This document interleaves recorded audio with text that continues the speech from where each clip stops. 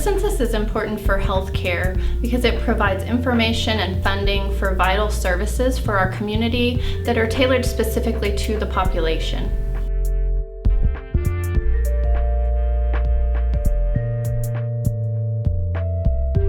Census data is analyzed by the County Health Department in order to evaluate and select evidence-based programs and strategies to address health concerns within our community.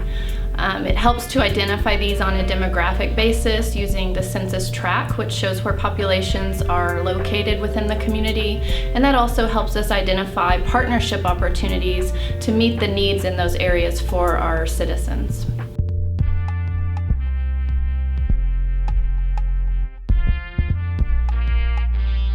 Well, the health department uses census data in many ways, and one of those is to identify food insecurity and access needs within the community. The census tract data shows us high populated areas, and then through partnerships we can identify where the services provided by agencies and organizations as well as city services need to be located to meet those needs in our community.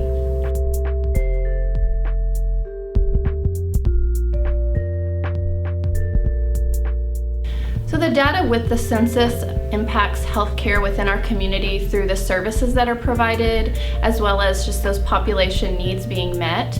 There are many nutrition programs. WIC and SNAP both are funded by the census and the data that is gathered on population numbers. It's also important for things such as chronic disease, communicable diseases, mortality rates, injury rates. We use that data to identify the usage of healthcare and just overall health behaviors within the community.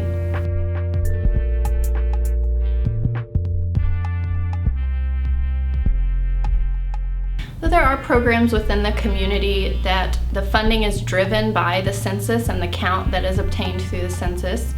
Approximately $1,700 per individual per year is what goes into that funding, so it directly impacts the availability of the programs and how much that can be delivered within our community.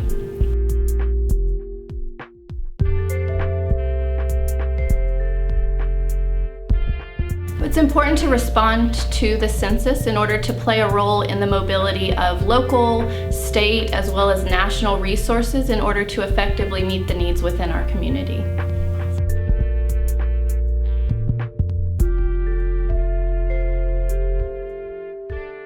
People can respond to the 2020 census by going online, over the phone, or by mail, and more information can be found at 2020census.gov.